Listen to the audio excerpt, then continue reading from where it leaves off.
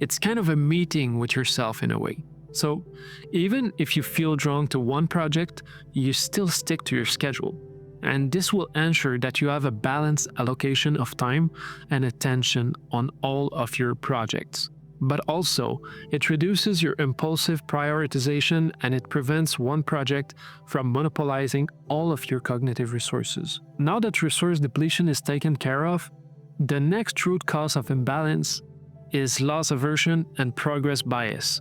So, loss aversion is the tendency to feel some kind of pain from a loss, and it's more strongly felt than the pleasure of an equivalent gain. For loss aversion, think about how much worse it feels like to lose $20 than good to gain it. Progress bias is the tendency to be more motivated by tasks where progress is readily visible.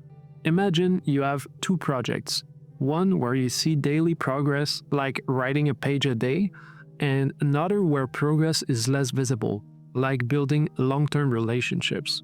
You're naturally drawn to writing, right? So you might be driven to focus on projects where you see the most visible and immediate progress. The fear of losing momentum on that project can be stronger than the desire to gain progress on the other ones. So that really takes care of loss aversion and progress bias. And now the last thing I want to talk regarding unbalance is often overlooked. It's called emotional attachment.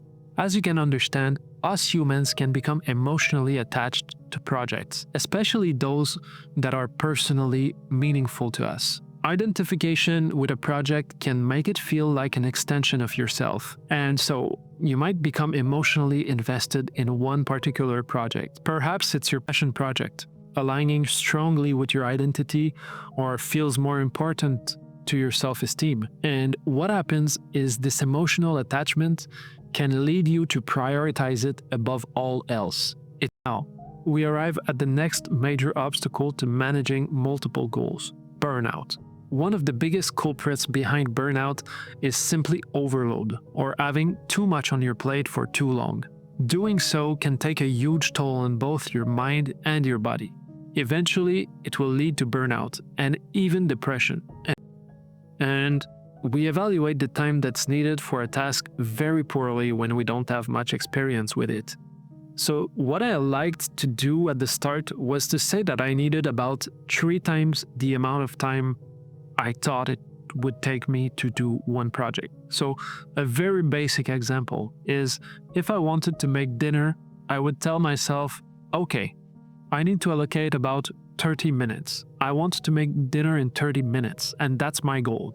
So what I did is I took dinner and made it 3 times longer, or 1 hour and a half, and what it gave me time for is preparation, then the actual cooking, and then cleaning the kitchen and storing food to eat later or to freeze in the cooler for even later this week or this month, which is not having a clear enough life philosophy. And here I want to link you to that video which goes over my process of how I suggest you start building your own life philosophy, like the big thinkers of our society. It makes a really strong case for putting the efforts where you want to be sending them. So if you haven't clarified your own life philosophy yet, check out that video over there where I summarized my key learnings on the topic, and I hope you find all that very useful and interesting.